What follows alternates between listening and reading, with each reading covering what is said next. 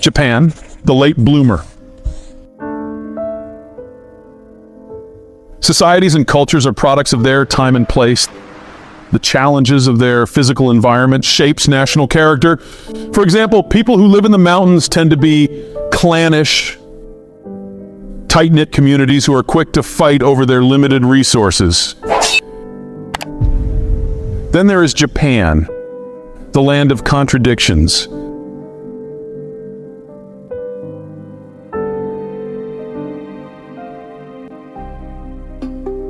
Rugged and volcanic with no breadbasket, Japan ranges from subarctic Hokkaido in the north to subtropical Okinawa in the south. Nearly 7,000 islands make up Japan's 145,000 square miles.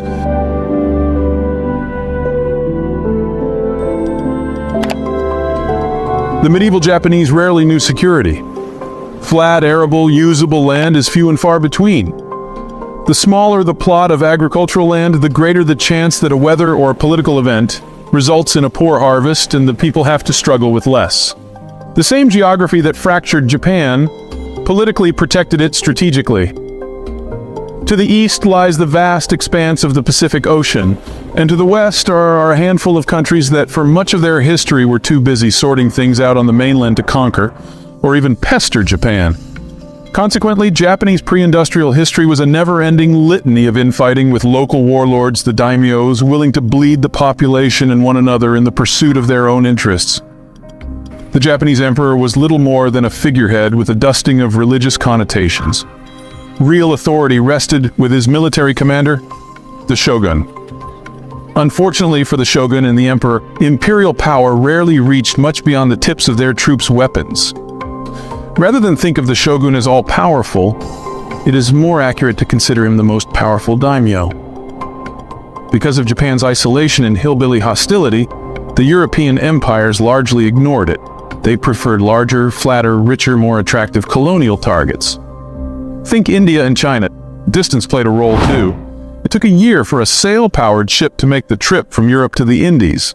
Not a lot of folks wanted to spend another half year getting to even more distant, resource-poor Japan, especially when Japan's fractured geography and hyper-militaristic culture made the Japanese pretty effective at fighting back. The only other would-be colony that fought back harder was New Zealand, where the natives tended to eat European colonists well into the industrial age. The traders being uninterested, it fell to Europe's missionaries to lead the charge. From the Japanese point of view, European colonialism had the feel of a door-to-door Jehovah's Witnesses marketing effort, so the Japanese simply turned the porch light off. For a full 2 centuries, the Japanese had a Girl Scout cookie relationship with Europe. Contact was limited to a single port, Nagasaki, and a single external partner, the Netherlands, that could keep its moralizing to itself. Japanese who left the country without express approval from the shogun forfeited their lives should they dare return. Outside Nagasaki, Europeans were killed on sight. Politically, this enabled the Japanese to focus their efforts on unification, bit by bit at their own pace. Culturally, if the early wave of deep-water imperial powers affected Japan at all, it was simply to underline to the Japanese at all levels that outsiders were odd, inferior. Strategically, the inward-focused obsession made the Japanese a maritime people without a navy. From these weaknesses, the Japanese have found strength and have risen into the ranks of history's great powers. It all has to do with the Japanese's solution to its geographic shortcomings. With land-based options so poor, the Japanese had no choice but to go to sea. But they did so in a manner wholly different from the English. Internal barriers within England are on the thin side, so the English identity consolidated hand in hand with the rise of the English state.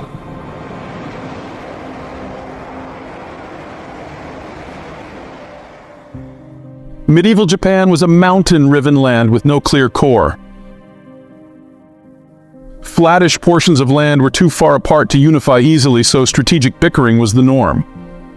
The subsequent Japanese navy reflected the disunity, and sea-facing daimyos each fielded their own forces of militarized junks.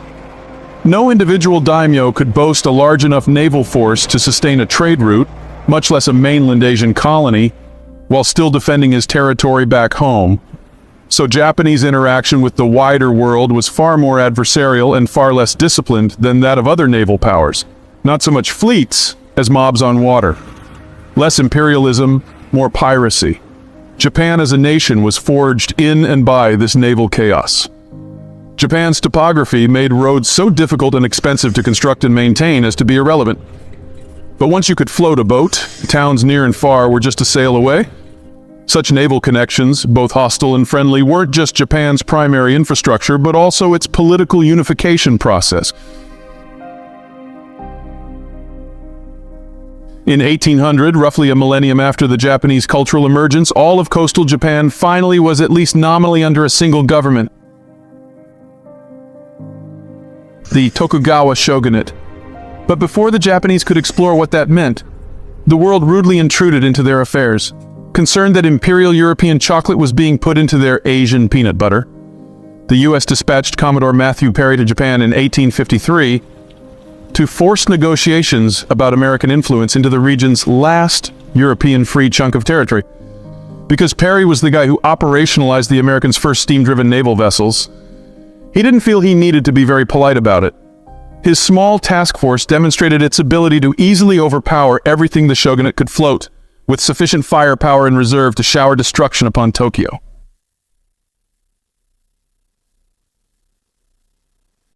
Whether the Japanese liked it or not, modernity had arrived, at gunpoint no less.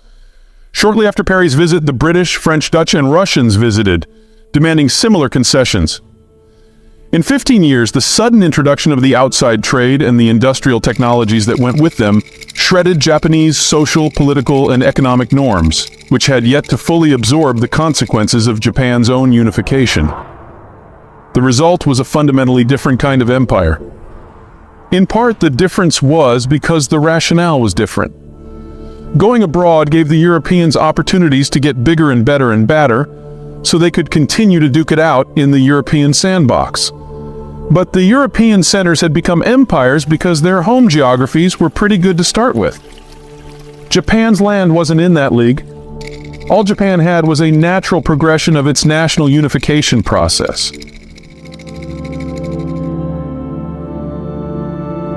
Japan had to have a navy to unite its country, and it had to open up to the world to avoid being plowed under by the empires. In part, the difference was about regional competition, or the lack thereof. Europe may have always had a first power, but at any given time from 1500 on, there were a dozen or so significant players who balanced one another. Not so in East Asia.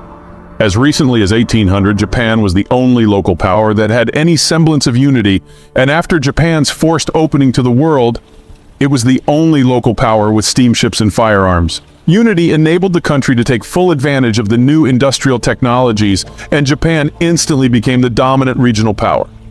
In part, the difference was about imperial competition or the lack thereof. It's a long way from Europe to Japan.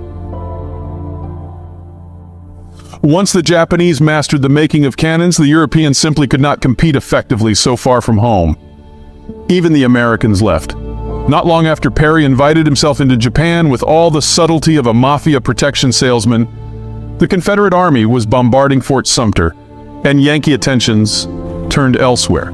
In part, the difference was about the speed of Japan's naval rise. Floating a navy is difficult and expensive. Half the cost is the difficulty and expense relating to the training of the sailors. Pre-unification. Japan's shattered political map under the daimyo system meant that collectively the Japanese maintained a far larger pool of ships and sailors than a unified nation would. When Japan flash industrialized, it had the highest proportion of sailors of any country in the world to draw upon. Less than 20 years after the Perry expedition, Japan had upgraded from junks to steam-powered destroyers. In 1894-95, Japan easily trounced the Chinese up and down the East Asian coast in the Sino-Japanese War.